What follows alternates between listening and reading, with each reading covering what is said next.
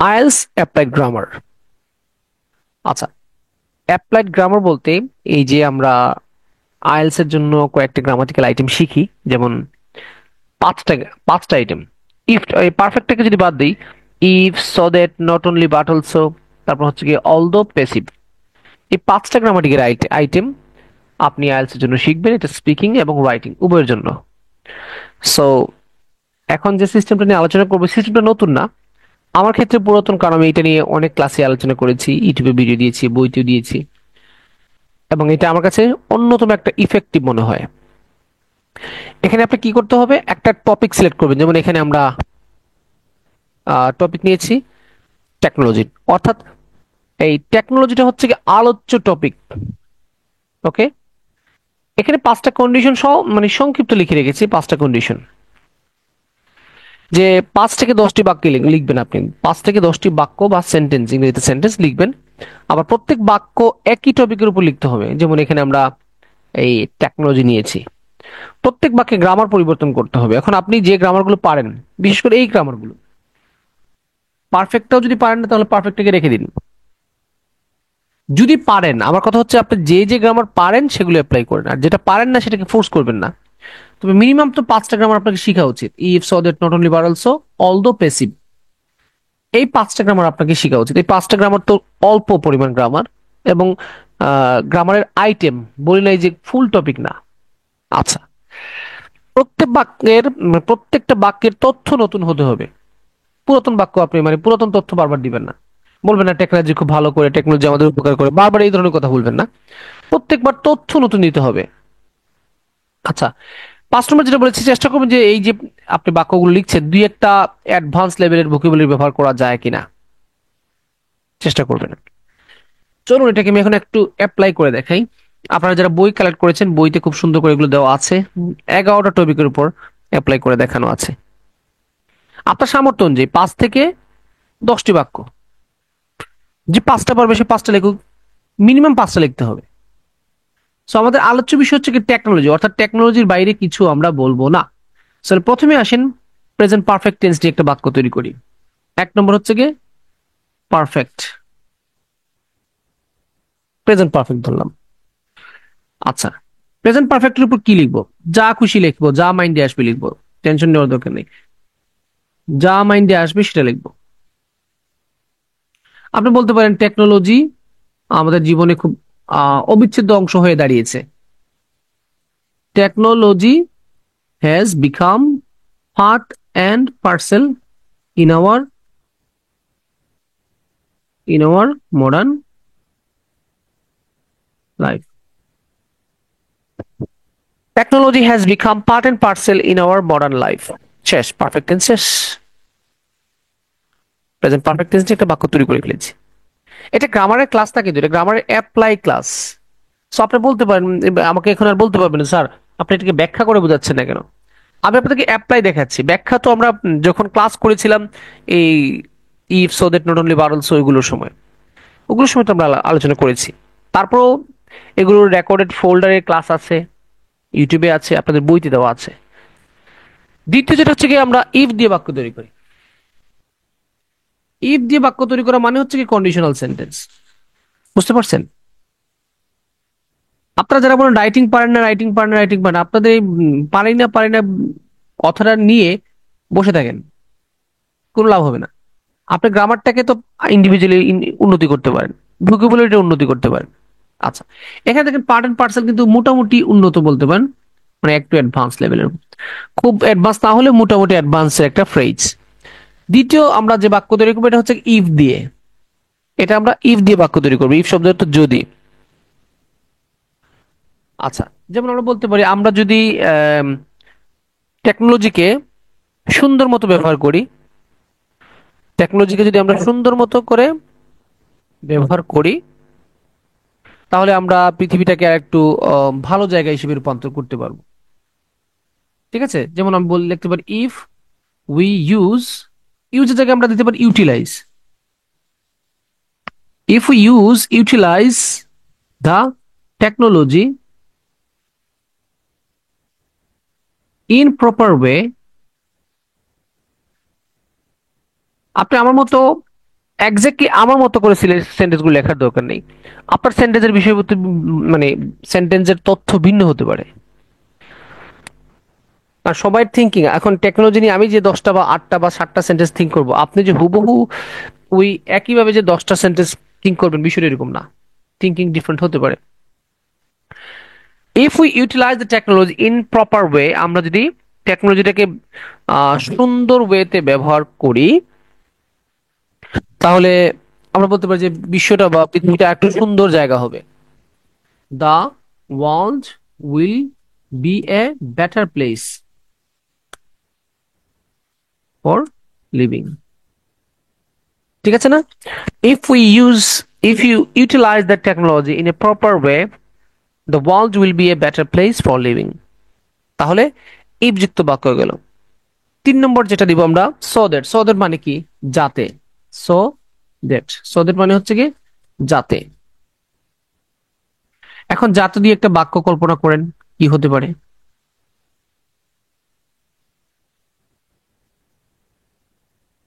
যেমন আমি বলতে পারি যে আহ মা বাবা বাচ্চাদের প্রতি একটু কেয়ারফুল হওয়া উচিত, যাতে তারা ইলেকট্রনিক ডিভাইসে এডিক্টেড না হয়। এখন আপনি বলতে পারেন স্যার এই ইলেকট্রনিক ডিভাইস নিয়ে কথা বলছেন কেন, টেকনোলজি নিয়ে কথা বলবেন।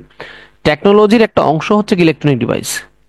সো টেকনোলজি টপিক মানে এই না যে প্রত্যেকটা লাইনে আমার টেকনোলজি ওয়ার্ডটা থাকতে হবে। এই মুহূর্তে আপনি মাছ নিয়ে কথা বলতে পারবেন না, আপনি গাছ নিয়ে কথা বলতে পারবেন না, কারণ ওগুলো টেকনোলজি না।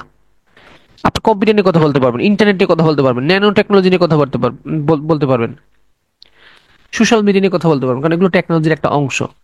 তাহলে আমরা বলতে পারি যে মা বাবা একটু সতর্ক থাকা উচিত। Parents parents should be careful about their children.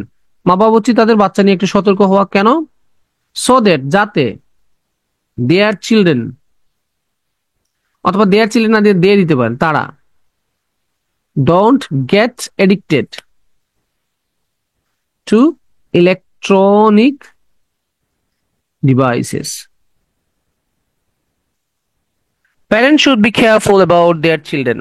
মা বাবা বাচ্চাদের প্রতি একটু যত্নশীল হওয়া উচিত। So that they don't get addicted to electronic devices, যে তারা এই যন্ত্রপাতি নিয়ে একটু আসক্ত না হয়। তাহলে এখন পর্যন্ত আমরা দেখেন 3টা সেন্টেন্স লিখেছি, প্রত্যেকটার টপিক সেম, টেকনোলজি। প্রত্যেকটা গ্রামার ভিন্ন এবং প্রত্যেকটা লাইনের তথ্য ভিন্ন। এখানে বলেছি টেকনোলজি পার্ট এন্ড পার্সেল হয়ে গেছে। এখানে বলেছি যে প্রপার ওয়েতে ব্যবহার করলে পৃথিবীটা একটু ভালো প্লেস হবে। এখানে বলেছি বাচ্চাদেরকে সব প্রতি কেয়ারফুল থাকা উচিত। তার মানে প্রত্যেকটা লাইন ডিফারেন্ট দিয়েছি। আপনারা যারা বলেন আইডিয়া জেনারেট করা যায় না, আইডিয়া বের করতে পারি না, এইভাবে আপনি প্র্যাকটিস করে দেখেন। আপনি এরকম গ্রামার শিখে 10টা টপিকের উপরে অ্যাপ্লাই করেন। আপনাদের বইতে কিন্তু 11 টপিকের উপরে অ্যাপ্লাই করে দেখানো আছে। আইএলটিএস রাইটিং ইন গ্রামার যে বইটা আছে ওইখানে। ঠিক আপনি আপনার নিজের মতো করে প্রয়োগ করেন। আস্তে আস্তে আস্তে আস্তে উন্নতি হবে। প্রথমে আপনি দুর্বল দুর্বল বাক্য লিখবেন, এটা স্বাভাবিক। প্রথমে বাক্য একটু দুর্বল থাকতেই পারে, আস্তে আস্তে ইমপ্রুভমেন্ট হবে। আচ্ছা, পরবর্তী বাক্য লিখে আমরা অলদো নিয়ে। অলদো, অলদো কখন লিখি? যখন বিপরীতধর্মী ALTHOUGH, এই অলদোর বানানটা আমি অনেক অনলাইন ভিডিওতেও ভুল করেছি। কি করব? খেয়াল থাকে না, মানে অলদোটা এমন এল আর টি এর জায়গাটা চেঞ্জ হয়ে যায় বাই মিস্টেক আর কি, এটা বেখেল হয়ে যায়।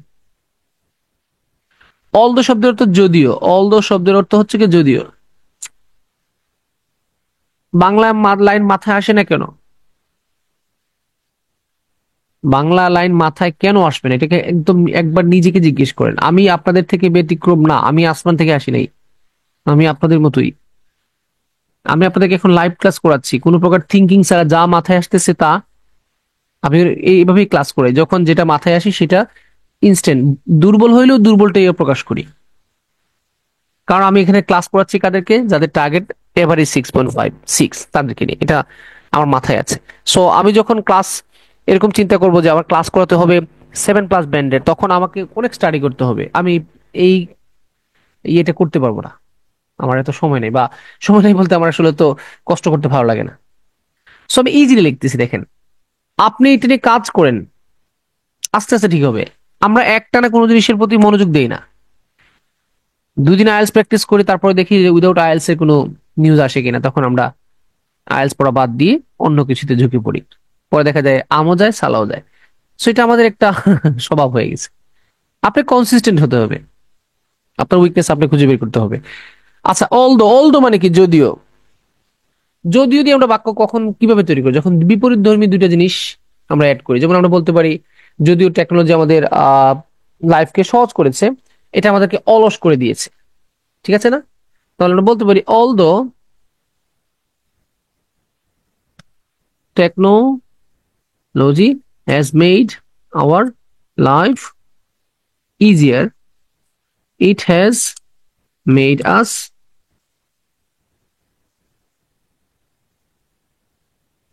indolent. Indolent মানে অলস।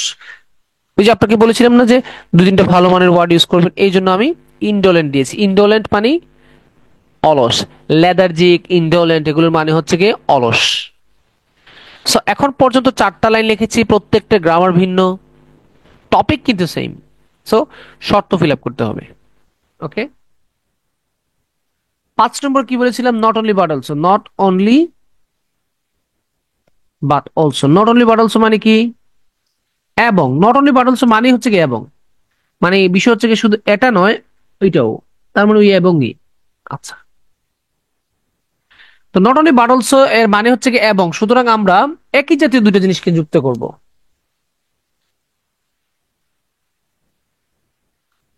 যেমন আমরা বলতে পারি যে, কি বলতে পারি, টেকনোলজি আমাদেরকে একটু বেশি সৃজনশীল করেছে, ইনোভেটিভ করেছে।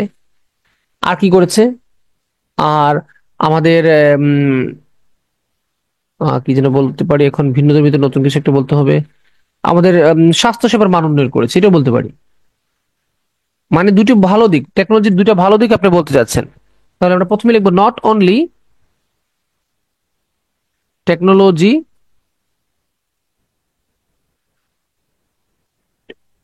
মেড আস মোর প্রোডাক্টিভ, বলতে পারেন প্রোডাক্টিভ। প্রোডাক্টিভ মানে কি? উৎপাদনশীল, সৃজনশীল, অথবা আপনি ইনোভেটিভ বলতে পারেন। ওকে, ক্রিয়েটিভ বলতে পারেন। সো প্রোডাক্টিভটা সুন্দর লাগে। Not only technology made us more productive but also কি করেছে? মানুষের লাইফ সেভ করেছে ইয়ের মাধ্যমে, ওই বেটার মেডিকেয়ারের মাধ্যমে। But also saved people's life with better Medicare.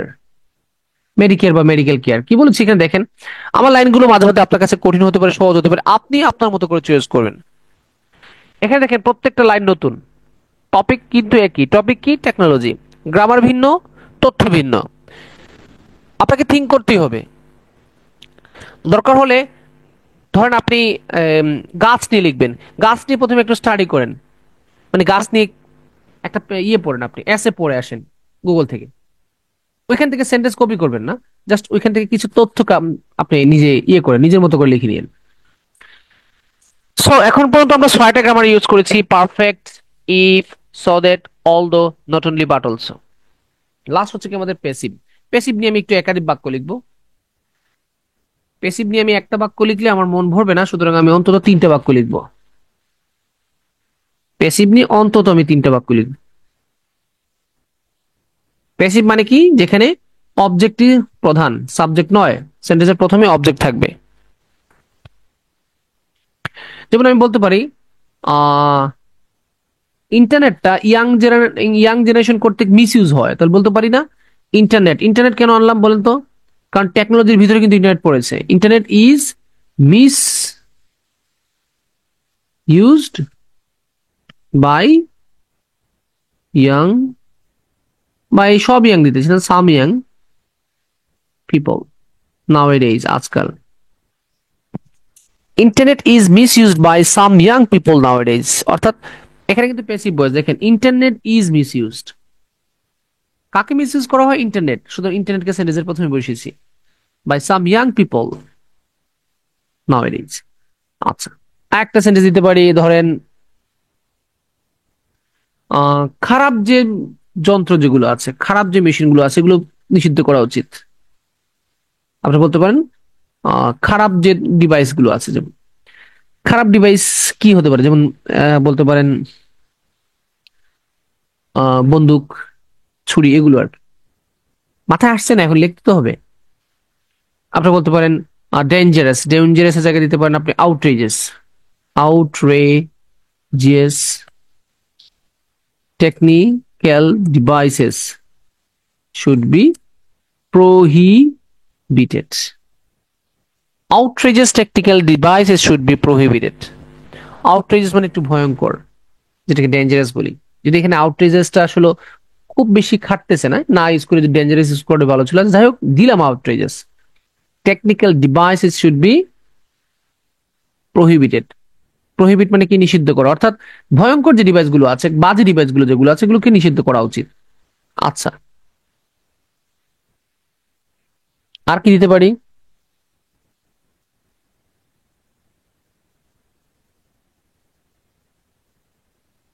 CC cameras, CC cameras must be added in institute. শিক্ষা প্রতিষ্ঠানে সিসি ক্যামেরা অবশ্যই ব্যবহার করতে হবে। ইনক্লুডেড, এখানে এডেড জায়গায় ইনক্লুডেড দিতে পারি।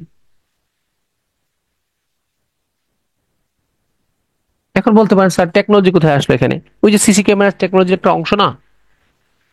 CC cameras must be included in institutes বা ইন ডিফারেন্ট ইনস্টিটিউটস বলতে পারেন, in academic, academic then academic institutes, প্রতিষ্ঠান, শিক্ষা বিষয়ক প্রতিষ্ঠানগুলোতে কি করতে হবে? সিসিটিভি মাস্ট অ্যাড করতে হবে। সো এই হচ্ছে কি আপনার, দেখেন মোট সেন্টেন্স লিখেছি আমরা 5 3 8টা সেন্টেন্স লিখেছি। 8টা সেন্টেন্স আমরা 6 ধরনের গ্রামার অ্যাপ্লাই করেছি। টপিক কিন্তু সেম ছিল, টপিক চেঞ্জ হয় নাই। টপিক সবসময় আমরা প্রযুক্তি ব্যবহার করেছি, মানে টেকনোলজি। প্রত্যেকবার নতুন নতুন তথ্য দিয়েছি। এই হচ্ছে কি আপনার প্র্যাকটিস। এভাবে করলে আপনার রাইটিং ভালো হবে, স্পিকিং ভালো হবে, গ্রামার ঠিক হবে, ভোকাবুলারি ঠিক হবে, আইডিয়া জেনারেশনের যে প্রবলেম সেটা সলভ হবে। প্রথমে আপনি একদম সহজ টপিক নেন, আপনার ফ্যামিলি নিয়ে আপনি শুরু করেন, আপনার নিজের সম্পর্কে লেখেন। পারেন না তো? আপনি নিজের সম্পর্কে দিতে পারবেন না তো 5টা সেন্টেন্স, 5 থেকে 6টা সেন্টেন্স দিতে পারবেন না?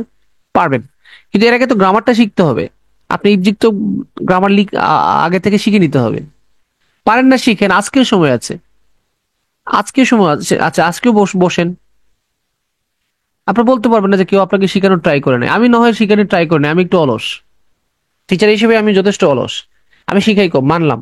কিন্তু অনেক সোর্স তো আছে, আমার বইতে দিয়েছি, ইউটিউব চ্যানেলে দিয়েছি, আপনাদের পাস্ট ক্লাসগুলোতে ক্লাসের রেকর্ড গুলো আছে।